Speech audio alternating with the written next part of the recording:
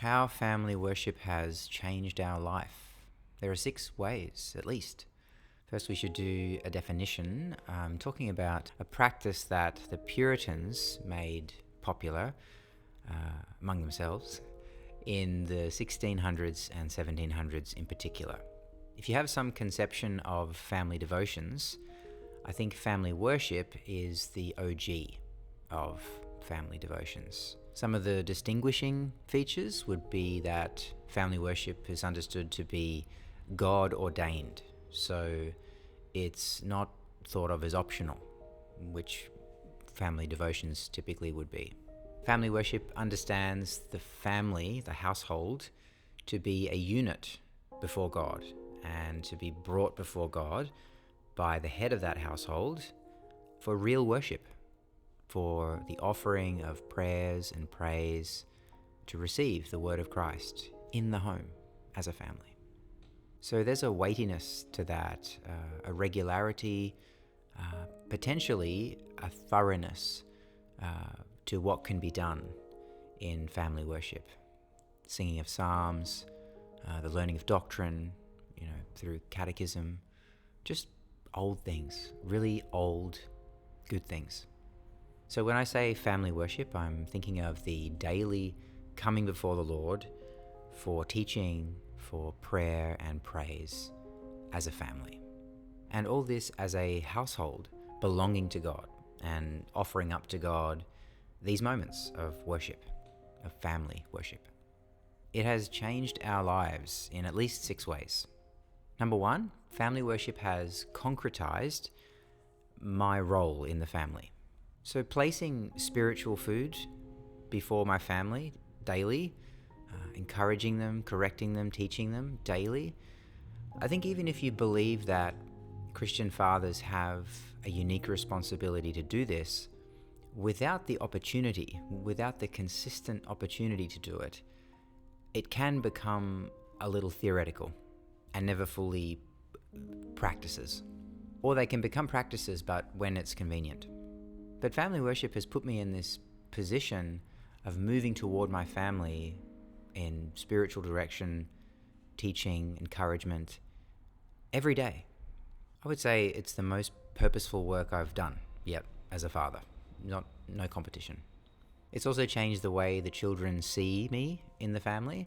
I remember a while ago, there was a joke going around the table that Mama provided the physical food, the meals for the family, and Dada provided the spiritual food, the Bible food. And I realized that even though the kids are young, they can see that Mama and Dada are engaged in distinct labors in the family. In this case, they recognize that both parents are feeding them, and both meals are essential. They need sustenance for their bodies, but they also need sustenance for their souls. And I thought that was a pretty cool thing, that they could discern that as our family moved into family worship. Number 2, family worship has really blown my imagination open for what family discipleship can entail. This is true generally in the Christian life when it comes to teaching large portions of the Bible or moving through the Bible in a sort of sequence, but it's specifically true when it comes to something like family worship. We've been through each gospel at least once. We've been through Judges, we've been through 1 and 2 Samuel, 1 and 2 Kings, Genesis, Ezra, Nehemiah, Ruth, Jonah, Acts. We might have been through Acts twice. And we're in Romans now, moving very slowly. And what I've discovered is that moving through the Bible in this way, and so consistently, daily, I can teach the children about every aspect of life. For example, I never thought we would talk so much about politics when I imagined our sort of Bible time. But we have spent so many evenings meditating together on the consequences of lawlessness in the land as we've been in places like Judges or the books of the Kings, reflecting on what is life like without a king, what is life like without someone on a throne ruling well, whether that be in heaven or on earth as well. When we were in Genesis, we did a lot of craft work because I had this idea that the kids should come away from Genesis 1 to 11 with a real sense of God, the creator of the universe. He's the God that is so big and so beyond us. And so, we've got these foam planets that we've sort of decorated and colored in and everything, rolling around the table as we're eating. And it's just kind of a chaos. But it was a beautiful little period of being exposed to the cosmos through working in Genesis together at Family Worship. At one point, we discovered that questions of confidence in Christ and in the resurrection were a thing in our family. And so we did a whole series on the resurrection, and we looked at the objections, and we just basically spent, I don't know what it was probably almost 2 weeks, just sort of working through each major objection, and I made a sort of lesson out of it with characters, and the characters took on the persona of their objection. Recently, we've been giving the kids some money for their little chores around the house, particularly things like taking out the garbage or something difficult, something that requires regular effort or physical strength as well when it comes to the boys. But this meant we needed to think biblically about money. So we spent 4 evenings, I think, working through the fundamentals of money. So we worked through things like our money is God's money, we're stewards of it. Our money has priorities. God has given us priorities. There's a danger to money because the love of money is the root of all kinds of evil. So work through all those things over a week or maybe a bit more. So we've discovered over time that really all of life can come under Christ through family worship, because we're just consistently being exposed to what God has said. And it's really not possible to come to Him like that so consistently, so regularly, and not have all of life addressed in one way or another. Number 3, family worship has structured our spiritual disciplines. There is just no way we would have prayed as much together as a family without family worship. There's no way. There's no way we would have read the Bible as much, no way we would have sung as much. We would have sung, we would have prayed and read, but there's just no way we would have done it as much without the bookends, the morning and the evening routine of family worship. And we recognize this with everything else in life, that if it's not on the calendar, it's not happening. If it's not on the to-do list, if it's not on the grocery list, when you lock it in, the strike rate goes up immediately. And that happens with family worship as well. We have a 3 or 4 tier sort of system for family worship, which has evolved along the way. And that's one of the things I love about family worship, is that while it is a duty,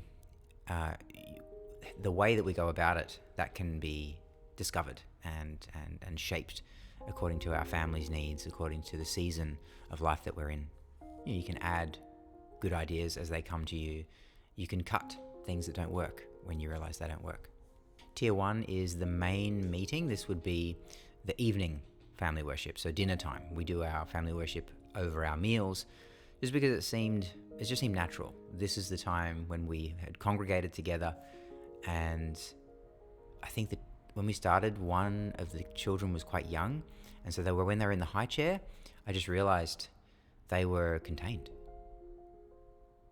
So I just took advantage of that. This is the meeting where we have all the time, and so we do as much as we can with being wise. It's also the timing of the evening. It's the end of the day, and so it is a good time to sit around together and start to reflect on things, start to discuss what God thinks about things. It just seems like the natural time to do formation in the evening at the dinner time. Tier 2 is mornings, and in the mornings there is less time, and that's okay. That means we try to accomplish less. We would just read a verse. I might read a page of a small devotional that we have, or we might just work on some memorization we're doing, and just work on either the verse that we're currently on or introduce a new verse. Morning family worship, I've found, is best for orientation. It's about sort of positioning ourselves for the day. We don't try and sort of accomplish too much, or have anyone work too hard, or discover anything. We just want to position everyone to offer up their day to Christ and live well for Him. Tier 3 is basically Lord of the Rings. Yes, very good. We usually have a sleep-in competition in the morning, which means nothing's really happening at breakfast that's of any formal shape. But we do lunch together and dinner together. What about second breakfast? And I will usually just read The Lord of the Rings to us wherever we are. Because Tolkien is so rich, I often think of a theological comment to make on what we've read. And we'll always pray as well, even on these days. My approach on Saturdays is actually preparing us for the Lord's Day. I find that if we are coming to God together daily, and then we're also coming to God with other households corporately on Sunday, there's a lot of sort of high temperature spiritual stuff going on, which is good. But it means that a point at which we can just sort of relax everything, just really turn everything down to not even simmer, I find this to be quite helpful. And I think Saturday is a great day because doing it then gives us just a little bit of a breather before we're going to have sort of high output and high input on the Lord's Day with worship in the household of God. So Saturday is a lighter load. It's like a pre-rest rest. And it's not really a tier, it's kind of unique, but the Lord's Day itself, given that I am in ministry, our mornings are before church, we're not really accomplishing anything, we're accomplishing getting to church on time. I almost fully entrust us to God and to the ordinary means of grace, which is one of the greatest things that a Christian can do in life. This means morning worship is doing all the work for us, and we're just enjoying that and receiving that.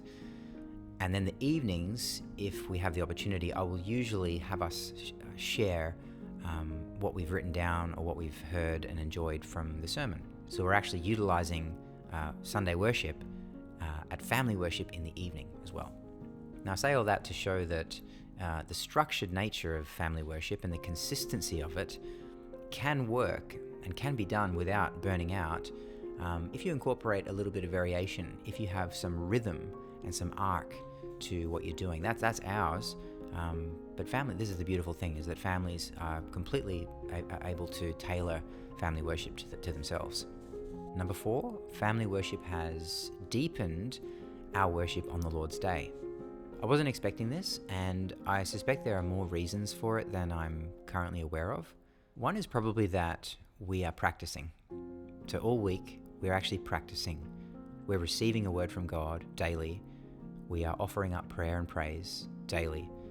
And so when Sunday rolls around, the family is actually ready to go in a meaningful sense.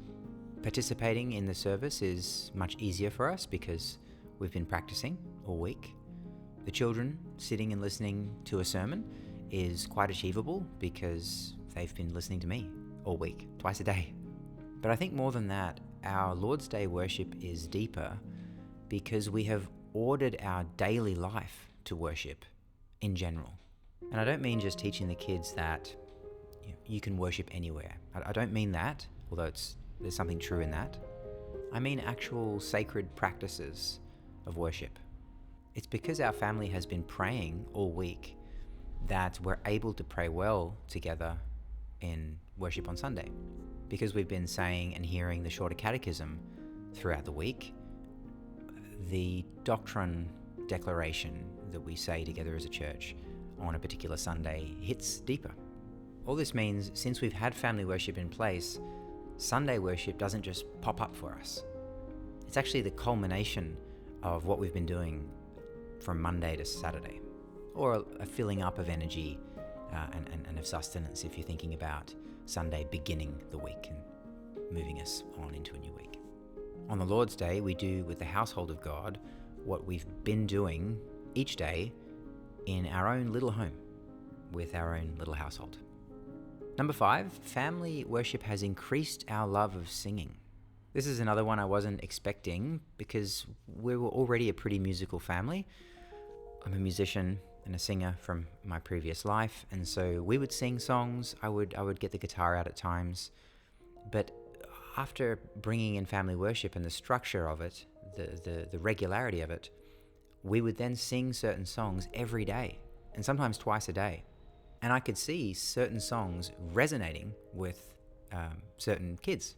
Recently, I added a hymn book to the pile of family worship helps that we have in the center of our table.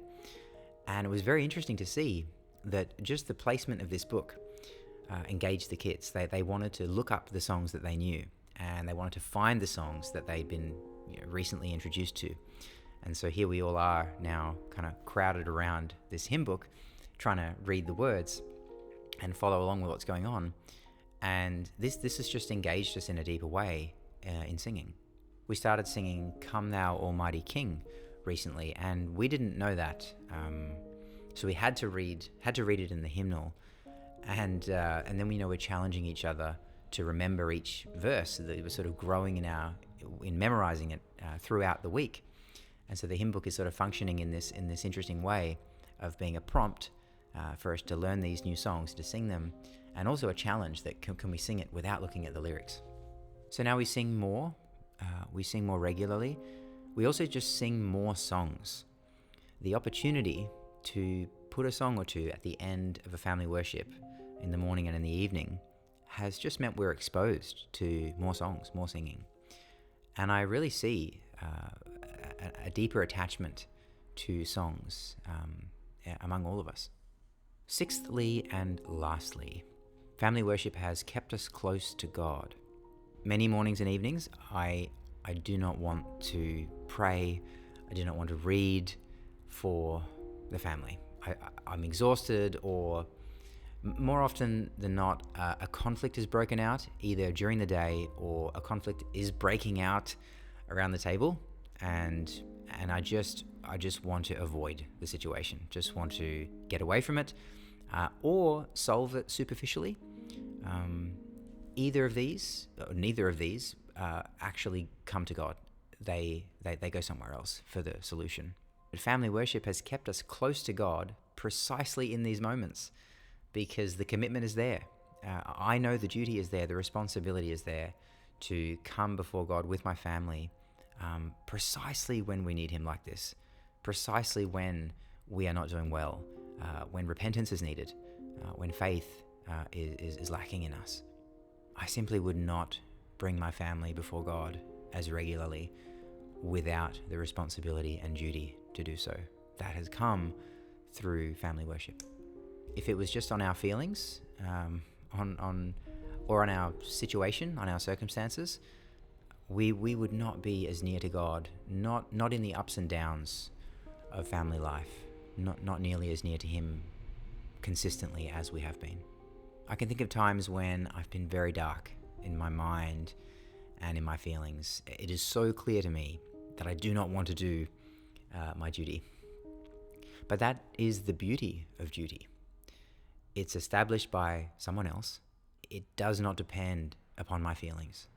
I'm called to it, whether I like it or not. And it's good for me and my family, whether we realize it or not. So we show up. Family worship gives us the opportunity and the call to show up, and to show up on the rainy days as well as the sunny days. Easy to show up on the sunny days. Family worship keeps us showing up on the rainy days as well. And we just entrust ourselves to God, especially when the feelings are not there, especially when the mind is a mess. That's when we just say, Lord, do what needs to be done here with us. It has been a significant blessing to us in recent years. Changed our life, easily has changed our life. And it's not a surprise, because all of God's ideas are good for His people in one way or another. Can you actually trust a man in a scarf, though? I don't know that I would. I don't know that I do trust men in scarves.